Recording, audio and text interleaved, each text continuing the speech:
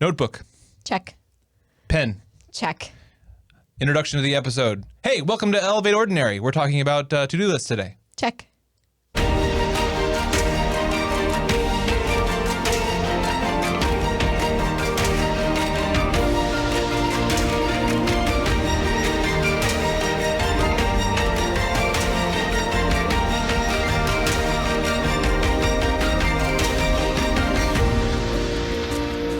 Well, hello and welcome back to Elevate Ordinary. I'm your host, JonMarc Grodi. And I'm Teresa Grodi. And we're back with another conversation about the ordinary pursuit of truth, goodness, and beauty.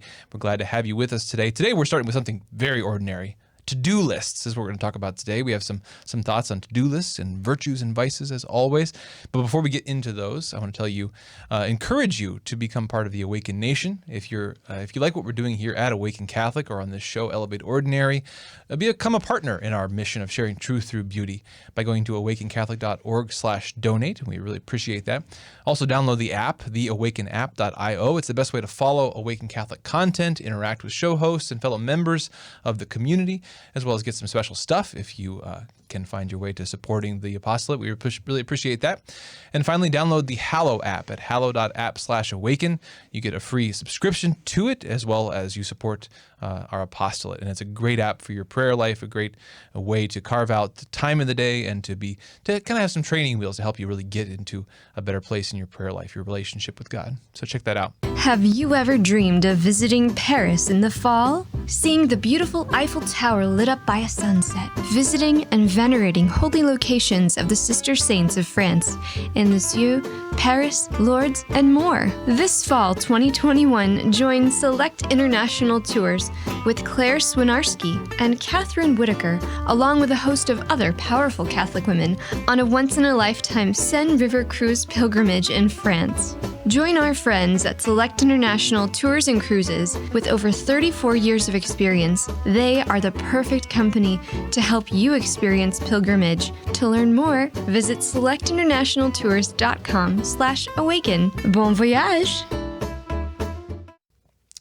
We want to talk about to-do lists today, making lists, looking ahead, making a plan. I've got a lot of thoughts on that, but I thought we'd start by well, you had an anecdote. You wanted to share a little bit of something happened lately that got us thinking about this. Yeah. So do I seem like a checklist, organized kind of person to you, audience? I don't know.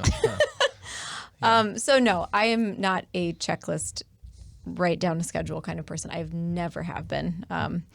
I like to think of myself as like a fairy flitting around doing whatever I want. I like unschooling. Yeah. I like doing whatever I feel. Spontaneity. There it is. You're very spontaneous. So we have 5 kids. We homeschool 5 kids. I stay at home. I have a part-time job and various other things that I am a part of and I run and whatever. And still somehow in my brain, I think that I can just get it all done without a schedule or having any kind of like idea of where I'm going. So something happened over the course of this winter that really helped me realize why I need a schedule. So this thing that occurred is something that has happened many times in my past, but I've never actually been able to like put it to words or recognize the habit. So around Christmas time, I like to cozy in, I like to set the Christmas table, do the Christmas traditions. I really love staying home. We always stay home for Christmas. We don't travel anywhere else. Like we're around our Christmas tree in our home. And then I like the day after where like nobody's doing anything and we're all just opening, like playing with our gifts and cuddling around. And then winter happens. We live in a place where we get a lot of snow. So snow happens and cold happens and we stay inside and we get all snuggly. And for some reason, when we stay inside, we get all snuggly and we cut out social engagements. That is like, for me, I'm like, oh, I don't need to write down what I need to do today. I don't need to write down things I need to get done because we're just snuggling in and I'm home and I'll see things that need to be done and I'll do them. So this winter, we did our feast day, which we're supposed to feast and we're supposed to Sabbath and we're supposed to have days where we don't do things, and we do enjoy carefree timelessness and spontaneity and whatever. But that just dragged on for months. And I didn't write down lists. I didn't look at my schedule. We were just kind of flying by the seat of our pants, adding social engagements and things. And I started to say this thing to you. And I kept repeating it over and over at different times, where I was just like, I literally just stay in this room all day. I'm only in this room all day, meaning our kitchen is essentially our open concept kitchen. You know, I can't leave this room because the baby. And I repeated this for like months, okay? And then saying like, I feel like I can never get anything done. I'm not getting anything done. The baby keeps me from getting things done. Just little by little, I'm like repeating these things until I really started to have intense feelings of anxiety, like intense, recognizable, like I've had in the past, like muscle twitches and like little things like in my body. And I just kept feeling like I was more and more paralyzed. Like I can really only do things in this one room, And I kept like focusing on this one room. And then one night in the middle of the night, I woke you up and I like just unloaded everything. I was like, there's all this stuff that I never get done. And David like has a death wish and I have to follow him around. That's our 18-month-old. I have to follow him around all day and make sure he doesn't die. And I can't get anything done. And JonMarc got me up in the middle of the night. He listened to all that, everything. And he was like, let's get up and walk around the house and make a checklist of all the things that stress you out. And I was like, that's not what we need. We need a solution for David. And he's like, okay, well, on the checklist, David, solution for David. And then we went around the house and I made a checklist in the middle of the night. This is the middle of the night. Yeah. And one of those, you should see my checklist. One of the things on my checklist was like crappy plastic linen crap tub. Yeah. Very descriptive. It was a very angry list, but it was a list. You take over the rest of the story. It was a good experience, and we've had this experience. Well, what did we do the next day though? Well, what did we do the next day? Oh, we had a meeting to talk through the list. So we wrote down the list in the middle of the night when I was stressed out. But then you said, let's set a date and we're going to have a couple meeting and we're going to get a bunch of junk food, a bunch of snacks, and we're going to sit together and we're going to go through this list and we're going to divide it up. That's how it worked out. Yeah. And we did. And the next day when we got all of our junk food and we sat down and we went through our lists and we divvied up the lists. And I mean everything. Everything was like, the roof is leaking here. And, you know, we're never going to get to this particular thing. And there's a spot on the wall that's been bugging me. And all these... so everything that bothered me. And we divvied it up. And the next couple days, like I felt such a relief. Like I began, like I think that next day, I checked 12 things off of that checklist in the space of like a couple hours, including calling repairmen that I had been watching our dryer almost catch fire for like 2 years. And so one of the things was like, call a dryer repairman. And he was there in 2 hours. And then our dryer was like no longer a fire hazard. You know, I was surprised how quickly that turned into productivity, and how when I had looked at those things before and just thought, I never have enough time. I can never leave this room. I can never whatever. They quickly became something that I could check off and handle. Right. Yeah. So from that experience, we were talking. So after the whole experience, we talked a lot about it afterwards, and just about how, there's a lot of things going on there. And this isn't just as simple as, make a to-do list and get more things done. It's not just about being more productive. There's a lot going on in that simple anecdote. One of the things that came out of it is just recognizing how we can bottle up feelings and impressions and things that are bugging us, but never really verbalize them to another person or even to ourselves enough to the point where we can be practical with them. Again, a similar practice that I've often done on my own, Teresa, is that when I realize that I kind of go through a week or a day, and sometimes I've accumulated a lot of loose ends, a lot of stressors that I'm not consciously thinking about, but they're all there in the back of my head. All the little things that in the moment bothered me, but I didn't really get to process, because in that moment I had to continue dealing with the kids or doing my work or whatever. And sometimes, my prayer is simply to go in the presence of God and just ask myself the question, like, what are all the little things that are nagging me and bothering me? And sometimes when I write them down, some of them, as soon as I actually get them out there where I can look at them, the solution becomes more clear. But even if not, the point is suddenly they've become a conscious prayer, whereas before they were an unconscious worry. And our Lord commands us not to worry. I mean, that's one of his directives in the New Testament is you should not worry. Do not worry. Do not worry about tomorrow. And so sometimes we need to make this conscious mental exercise of bringing these subconscious worries or conscious worries and actually consciously bring them into prayer, bring them into a place of prudence where we can do something about them.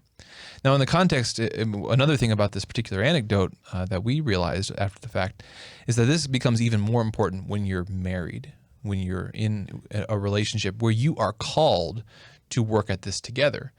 You know, my feelings, my anxieties are not supposed to just be mine. They are something that we're supposed to work at together. That the home is our common project. Even my work is to some degree our common project because this is our life. We're doing this together. And so it's so easy, especially when you're busy, for those to increasingly become your own two little worlds. And then how do you get back to a place of synchronization? Well, sometimes it happens because you have a fight, or all the steam comes out, someone explodes. But one thing we discovered recently was that, okay, well, if we sit down and we make those lists, all the little things that are nagging me, not making the list with necessarily an eye right now to how I'm going to fix this, just the list where I put down all the little things that that are bugging me, all my goals, my hopes, my dreams, my worries, put them all down there. Then we were able to come together and begin to talk about those in the light of day.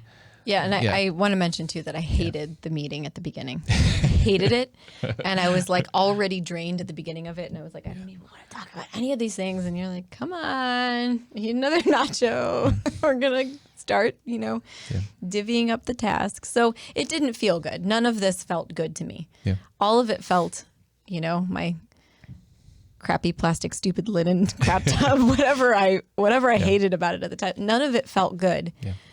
But kind of like on The Office, we've done an episode on The Office before. I'll link it below. But in The Office, when Pam and Michael start their own paper company, and there's this brilliant episode where I didn't think about that. Michael loses it at the beginning. Oh, I didn't think of the list either. Michael loses it at the beginning. What did I do? I can't believe we did this. It was a terrible mistake. And Pam's like, let's make a list of things. I can't believe I didn't even think of the list when I went here. List, huh? But then at the end of the episode, Pam is like, what did I do? I sat 3 feet away from my fiance and I had I had health benefits and I did this stupid thing. And Michael's like, all right, let's he calms her down. And I think in marriage, a lot of times, that's your job. When the other person is losing it, your job is to be the one that's like, all right, I'm not going to lose it right now. I'm thinking more clearly than she is. So we're going to think through this. And again, whether that list is done verbally or on paper, again, especially when you're working with another person, to get that stuff out where you both can look at it allows that person to maybe see it in a different way that you do. You've been carrying that in your heart. And this is something I've discovered as a husband. And I actually think that there's some providence here. I think God maybe sometimes intentionally perhaps withholds graces for us from one or the other of a spouse in marriage to make you go out of yourself and connect with the other person. I've had issues in my life as we've been married, but that I've wrestled with and I've worried over, and they have just seemed like dead ends for days or weeks or months on end. And I finally concede and okay, I'll tell Teresa about this thing that's been bugging me, and then she has an answer. And she is brilliant, but I don't think it's necessarily because she's brilliant. I think it's because God was waiting for me to come out of myself so that we could work on it together. Yeah, and similarly, sometimes, I don't want to paint women in a way that's anti-feminist, but I'm going to. Sometimes my hysteria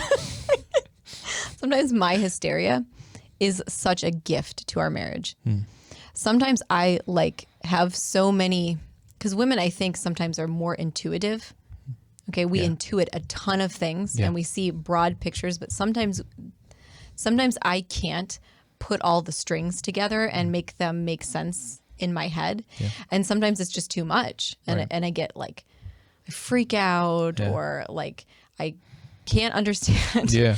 And I think that those particular times that I have just lost it have been a gift to you in your husbandhood, your Husbandry? husbandness. Husbandry is raising cattle. Whatever. The point is, yes. Husbandness. Cattle was another episode. We talked about cattle in another episode. I'll link it below. Cattle and grass. That was a good time. Good times. But no, the gift of the freak out Yeah. a lot of times is what pulls you out of yourself, out of your comfort zone, out of your life outside of our home, and pulls you back into our home. Yeah. And says, I need to be present to my wife. I need to be present to the situation. And so I agree that I think God sometimes withholds grace from one or the other of us, or withholds vision, or doesn't lift the veil, so that the veil can be lifted by the other person. Well, he also designed us, again, in that particular way. Men and women are different. We do think in a little bit different ways. We perceive, we encounter things, we approach things in different ways. And again, there's no easy universality here. There's always going to be exceptions, there's always going to be nuances. But the point is, in any marriage between the husband and the wife, there's going to be these differences that are complementary when they're engaged. And it doesn't mean that the complementarity makes it like somehow super easy. Like, it can be messy, but there's a complementarity there in the way that you see things a little differently, you approach things, you react to things a little differently. That if those are engaged, that's where this real partnership that God has for you. You. Yeah, you. You know you've always wanted to go to Paris. Well, now's your chance. If you go with Select International Tours, the sponsor of today's Awaken Catholic Show episode, you can join Claire Swinarski from the Catholic Feminist podcast, as well as author and speaker Catherine Whitaker, along with a host of other powerful Catholic women, on a once-in-a-lifetime Seine River cruise pilgrimage in France. Visit and venerate the sister saints of France in Lisieux, Paris, Lourdes, and more. Sacre bleu! Learn more by visiting selectinternationaltours.com/awaken. So back to the checklist. Yeah, and prudence. So if we cast these, as we like to do in terms of the virtues here, one of the places that the checklist, again, like whether or not you're doing a to-do list on paper or on your phone or whatever, this notion of looking ahead and, with the universal principles in mind, with, this knowledge of who I am and where I came from and where I'm destined for in mind, those ultimate last end things in mind, on a day-to-day basis, on a moment-to-moment basis, prudence, this virtue of turning to reality and making a decision, involves looking ahead a little bit. It involves looking at my day. And, cast this in uber practical terms. I think, one of the cycles that I think every Christian one of the routines every Christian has to have in their life, in some form, to some degree, is this on the daily cycle of getting up and having the heroic moment, that placing ourselves in the presence of God and looking ahead and saying, okay, God, what do you have for me today? And we take stock of our responsibilities and our tasks or what we expect to come from the day ahead. And we have that moment of being in the presence of God, but also priming our hearts to receive both what we expect out of the day, but also what we don't expect, And then on the other end of the day, the notion of making an exam and looking back through the day, how did things go? How did my plan shake out? What of the things that I expected did I actually accomplish? And where were those moments that I was not ready for the unexpected? Where did I fail? Where did I fall short? Or how did things impact me that if I reflect on that, I can plan differently the next day? God gives us this amazing cycle in the day that we can work with. We can cooperate with God's grace in our salvation, in our growth in virtue.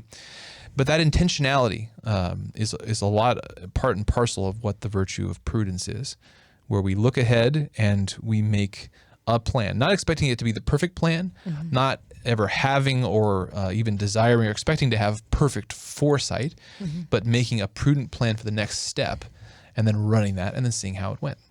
Yeah, if you're a hippie like me and you don't like to be tied down in schedules, I'd really suggest looking into block scheduling. There's this lady on YouTube I like, Jordan Page. She's got this YouTube video on, she's like a big productivity person. She's got 8 kids, which is more than I have. Yeah. And she's got this video on block scheduling. But the block scheduling was helpful for me because it took the habits that I already have in the day. Like all of the time before breakfast was one block. And then breakfast like started the next block, and then lunch and nap time started the next block for me. And then preparation for dinner, and then dinner started the next block for me. So that was better because those were habits that were already in my day that I didn't have to like arbitrarily put together, like from this time to this time. And if the kids mess this up, well, then I'm screwed and I have to move it to like another block or another time slot in the day. And that's easy just to make on a piece of paper even. You don't even have to have anything special for it. Yeah. Well, and again, there's all things we've heard of before, schedules, routines, and to-do lists. The key, though, is, again, recognizing that all of these can be idols on the one hand, but they can also be tools that we submit and we use for the glory of God. One thing, another example of a practical thing that we really like, there's this notion you may have heard of the Pomodoro. And I think it was an Italian guy. I don't have all the data here in front of me. He came up with this method called the Pomodoro technique. And what it is he had a little timer, a little Pomodoro, that looks like a tomato. Little tomato timer. And what Italian he would do is he would set a 25-minute timer, and he would work as long as that timer was going. He would try to work diligently and faithfully on his tasks. And when it got to 25 minutes, then he would consciously take a break and take a walk, whatever, and then regroup and come back and then continue his work. And it sounds pretty simple. It is pretty simple. But what you find if you practice something like this is recognizing that sometimes we find ourselves very frustrated and we procrastinate a lot because we're always thinking of the whole task or the whole to-do list, or this maybe not even a to-do list, the big jumble of fears and concerns and anxieties that is my life. But part of the practice of the virtue of prudence is bringing that vagueness into concreteness, making an actual list, either again, mentally or on paper or however that is, and then just getting started.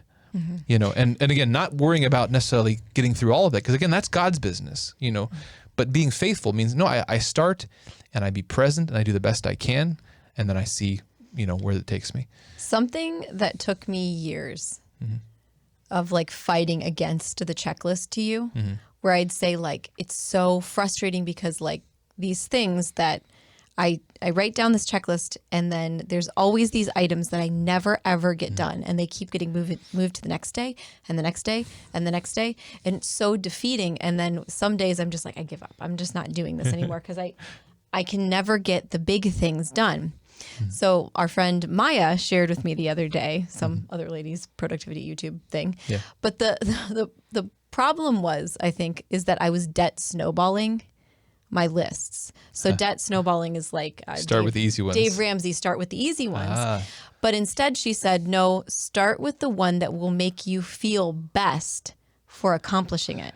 And the other day when I had the freak out, I looked at the list and I said, which one would make me feel best for accomplishing it? And it was the dryer. Yeah. It was like making sure that our house didn't burn down from this dryer that's been doing this thing for 2 years. Right. And it felt amazing. And I got way more. And that is kind of the debt snowball. Yeah. Because the point is to make you feel like I accomplished the big thing. Right. Well, another notion floating out around there, amongst like productivity people is this notion of eat the frog. Oh. And we've talked about that in our family. We do that at the dinner table. Well, we've talked to the kids about that in the sense of when you start your day or when you make your to-do list, make a conscious, because again, if you're doing this unconsciously, oftentimes you gravitate to the easy stuff. Oh, I know I need to check my emails, so I'll check my emails first. When maybe that's the thing you do first every day, and it gets you all out of sorts, and it just makes more work, and you don't actually get to the things that need to get done. Well, the concept of eating a frog is like, we'll do the hard thing first. And this is such a great, again, especially if we connect this to our spiritual lives, make it a sacrifice. Say, Lord, the first thing I'm going to do today is I'm going to attack that thing that I'm most intimidated by. That item on the to-do list that's been staring me in the face, I'm going to begin with that. And I'm going to make it a sacrifice. I'm going to offer it up. But it's a real conscious act of courage to do that. It's an attack. You look at an obstacle and you say, I'm going to throw myself against this first.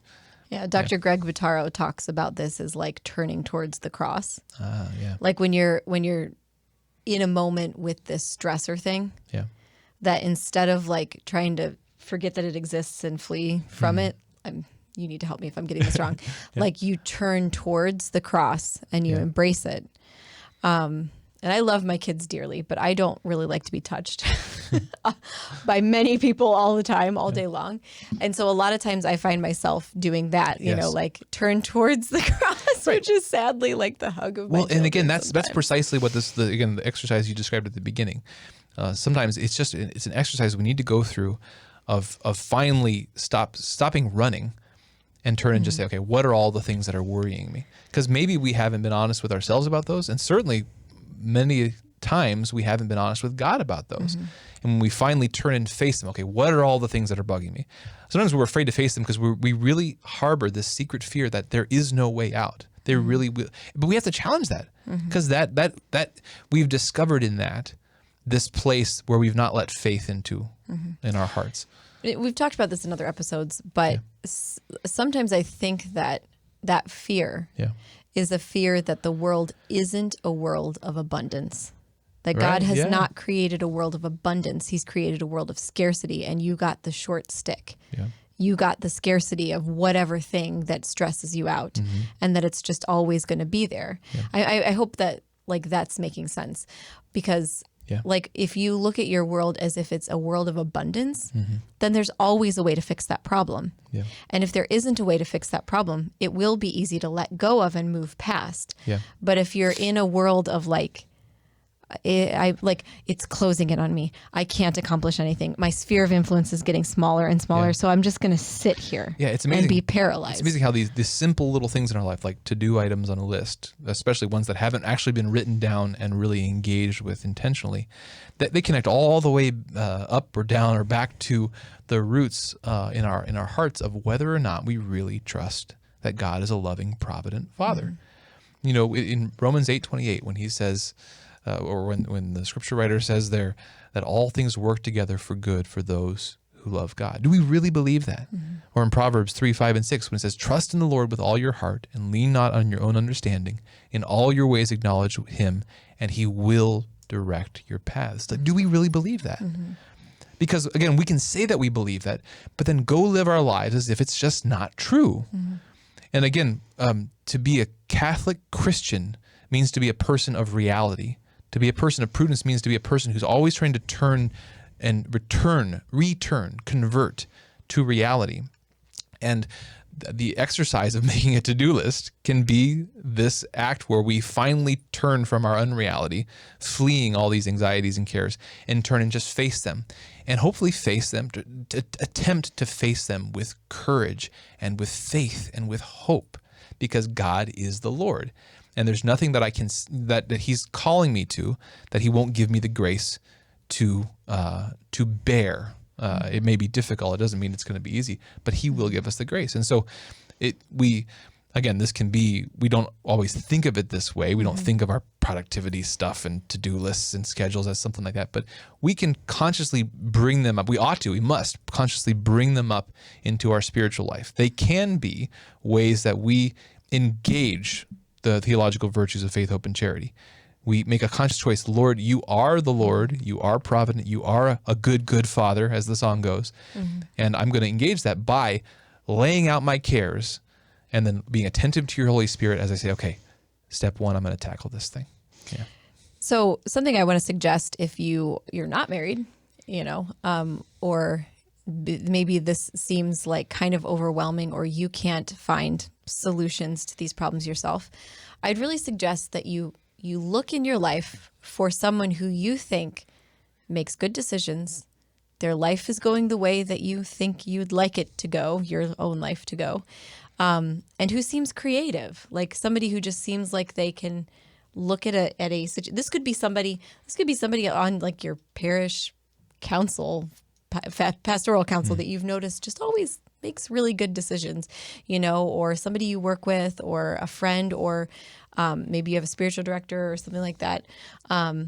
So find someone and maybe ask them if like I'm trying to get out of this hump, I need to make a to-do list of all the things in my life that I need to accomplish or that stress me out. And I would just love another pair of eyes to sit down with me. Like, I'll buy you lunch. Let's go out to lunch or let's go get coffee and we can sit down and look at this thing together. It's a great suggestion. Much of the life of virtue is about putting ourselves around virtuous people so they can rub off on us. But another thing you made me think about there, Teresa, is the distinction between complaining to somebody and sharing our problems with them to ask their input and their advice and their prayer. Because there's a big difference there. Sometimes we've noticed in our marriage, sometimes we complain to each other. But when I complain to you, usually me. when I complain to you, I am specifically venting my feelings, but I don't want your input. That's kind of what complaining is most of the time. Like when we complain and somebody begins to offer us input, we're like, what the heck, man? I was just sharing I'm like, don't try to give me advice. So complaining is oftentimes very different from that moment when we finally let down and we say, I need to tell you all the things that are bothering me because I need help. And I do want input and I do want help with these. I think both in our relationship to God as well as our relationship with our spouse or that trusted friend or mentor that we might share with, there's a different posture of spirit that we are in when we approach that person for counsel. And again, especially when we're going to another human being, we're not expecting perfect, easy, cut and dry answers, but we really are, though, inviting that person into our struggle, into our hurt. And we're bearing it together with them when we are open that God might speak through them and might give us advice through them. So, that's some thoughts there about to-do lists. Check. That was the last point I needed to make there. Yeah. I guess that's it. Well, thank you for joining us for this episode of Elevate Ordinary. Hopefully, given you some thoughts to think, some items for your to-do list. We'd love to know your thoughts. We'd love to know your thoughts about productivity and to-do lists and notes and schedules and routines. Do you have a favorite productivity YouTube channel that I can watch? Particularly, again, how you bring those, you draw those up into your life in Christ. How you draw those up into your life of building virtue, getting vice out of your life. How do you keep those things from becoming idols, becoming mere tools, but instead use those as tools in your life of fulfilling the vocation, the work that God's given you in your life. So, let us know what you think. Once again, thank you for joining us for this episode. As I said at the beginning, if you like what we're doing here at Awaken Catholic or on this show, Elevate Ordinary, please go to awakencatholic.org/donate to become part of the Awaken Nation, helping us to share truth through beauty. And download the Awaken app at theawakenapp.io. It's the best way to follow Awaken Catholic content, but you can also interact with show hosts and other members of this community. And if you're part of that Awaken Nation that I mentioned, there's some extra special stuff for you there as well.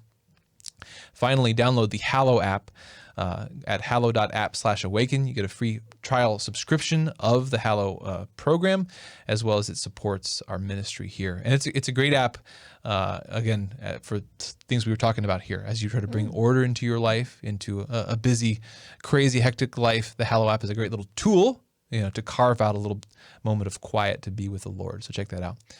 Once again, thank you for joining us for this episode of Elevate Ordinary. God bless. We'll talk to you next week. This show and all media on Awaken Catholic is made possible by the Awaken Nation and the Hallow app. The Awaken Nation is a community of people like you who support all things Awaken for as cheap as a cup of coffee a week and get access to exclusive content. Learn more by visiting awakencatholic.org/donate. Hallow is the only audio-guided Catholic prayer app focused on contemplative prayer and traditional Catholic meditation such as Lectio Divina, Daily Examen, and the Rosary. We here at Awaken all use Hallow every day and love it. To learn more or give it a try, visit hallow.app/awaken.